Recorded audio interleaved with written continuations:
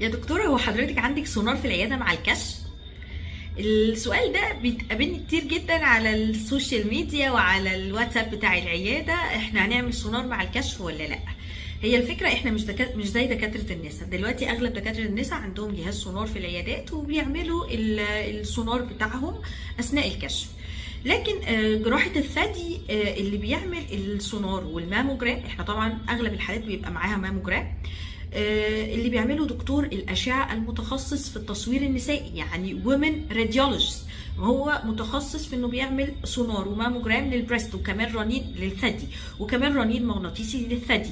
وده بيبقى جهاز الماموجرام ده جهاز كبير جدا، ليه سيت اب معين وليه طريقه فحص معينه، وليه تكنيشن او فني اشعه معين هو اللي بيعمله عشان يقدر يعمله بالطريقه الصح، فالفيلم يطلع مظبوط. والاستشاري بتاع الاشعه او المتخصص في التصوير النسائي هو اللي بيكتب لنا التقرير. لكن دكتور الجراحه مش دكتور اشعه، ولا ليجالي او قانونا من حقه ان هو يكتب تقرير للسونار اللي بيتعمل. فحتى هو لو بيعرف يعمل سونار او فاهم في السونار، عمره ما هيكتب بيه تقرير، لانه مش من حقه قانونا انه يكتب تقرير اشعه، لانه مش دكتور اشعه. فاحنا السونار والماموجرام دي اجهزه مخصصه بتتعمل في المراكز الاشعه، دكتور الجراحه مش بيقوم بيها تماما ولا يقدر يكتب بيها تقرير.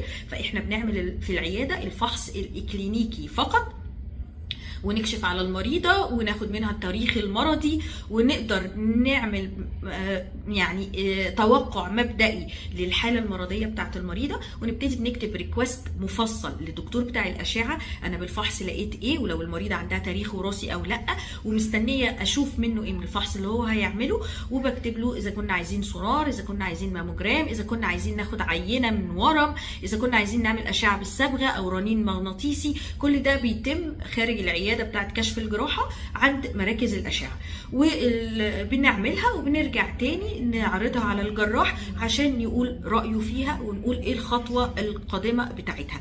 انا حبيت اوضح الاستفسار ده، لان هو خطأ شائع جدا، ان اغلب الحالات بتبقى فاكرة ان الكشف بيبقى معاه سونار، او الأشعة بتتعمل في نفس يوم الكشف مع الدكتور الجراح، وبيبقى في تضارب جدا في المعلومات اللي واصلة للحالات بسبب الموضوع ده.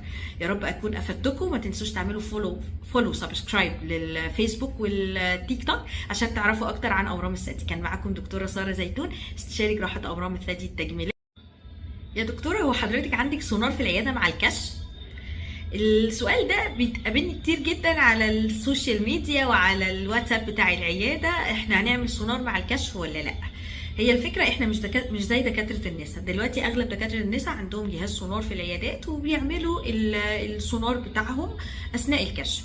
لكن جراحة الثدي اللي بيعمل السونار والماموجرام، احنا طبعا